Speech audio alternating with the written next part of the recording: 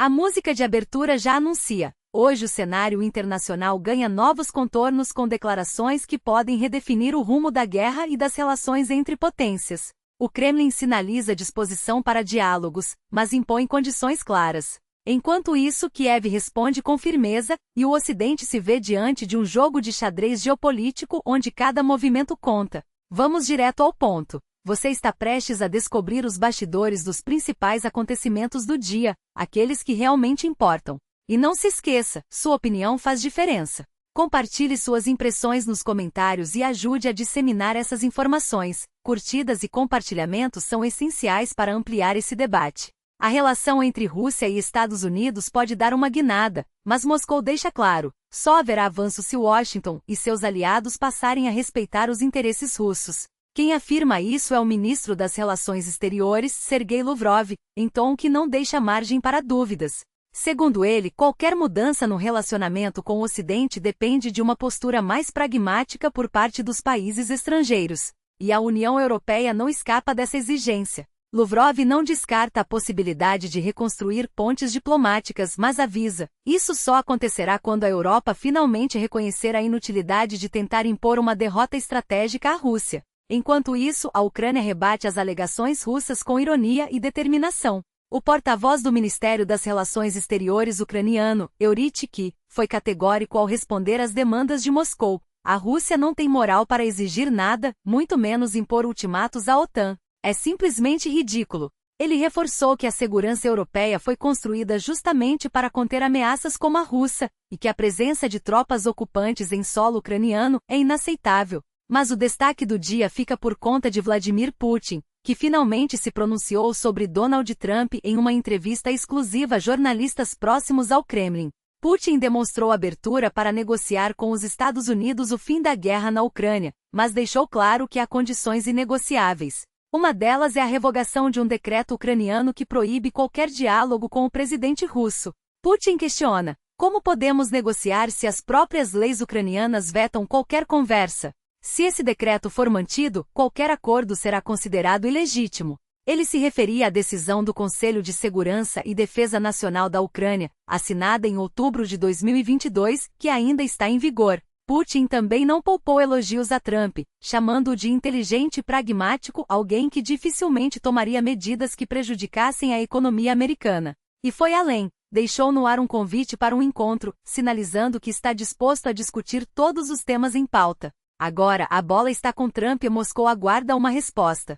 Mas como Kiev reagiu a essa movimentação? O chefe do gabinete presidencial ucraniano, Andriy Yermak, foi direto ao ponto. Putin tenta empurrar a ideia de negociações entre Estados Unidos e Rússia, mas quer decidir o futuro da Europa sem a Europa e falar da Ucrânia sem a Ucrânia. Isso não vai acontecer. Yermak foi além. Putin precisa voltar à realidade, ou alguém fará isso por ele. O mundo moderno não funciona assim. Enquanto isso, a imprensa alemã levanta uma questão crucial. Como essa guerra pode terminar? 4 cenários são apontados como os mais prováveis, e vale a pena analisar cada um deles. O primeiro é a ausência de acordo. Chegar a um tratado de paz que agrade a ambos os lados parece quase impossível. A Rússia insiste no reconhecimento de suas conquistas territoriais, enquanto a Ucrânia exige a retirada total das tropas russas. Sem um consenso, a tendência é que os combates se arrastem, já que ambos os lados ainda têm recursos para sustentar o conflito.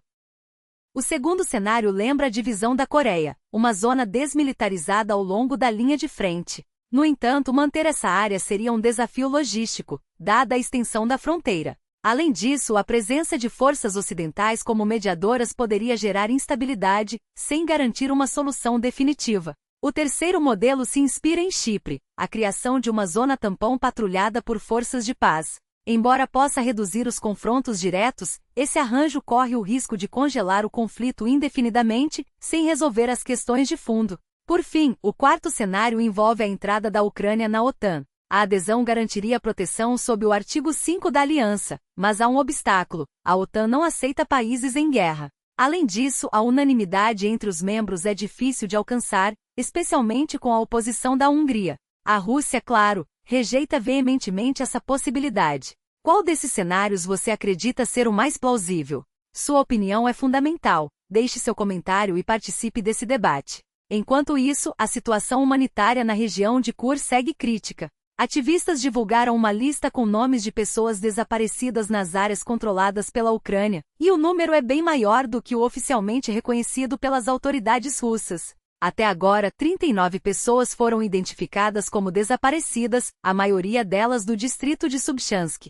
Os ativistas frisam que esses dados não são oficiais, mas estão dispostos a colaborar com as autoridades para localizar os desaparecidos. Vale lembrar que recentemente a comissária russa para os direitos humanos, Tatiana Moskalkova, divulgou uma lista com 517 nomes, mas o documento foi duramente criticado por incluir pessoas já encontradas ou até mesmo falecidas. A população local exige ações mais efetivas para localizar seus entes queridos. E para encerrar, novas informações surgem sobre o acidente aéreo do voo Baku-Grozny, que caiu no Cazaquistão. As autoridades russas afirmam que as transcrições das conversas dos pilotos, divulgadas pela mídia, não correspondem ao conteúdo real das gravações das caixas pretas. A verdade sobre o que aconteceu ainda está sendo investigada. As suspeitas agora se voltam para uma possível manipulação das provas, com autoridades cazaques sugerindo que as gravações divulgadas pela Rússia seriam, na verdade, uma montagem grosseira. O governo do Cazaquistão, onde o trágico acidente ocorreu, não hesita em apontar dedos. Há indícios claros de que Moscou estaria tentando encobrir a verdade. E não é para menos, afinal, estamos falando de um voo que transportava 67 pessoas, das quais 38 perderam a vida em circunstâncias ainda nebulosas. O presidente do Azerbaijão, Ilham Aliyev, foi ainda mais contundente.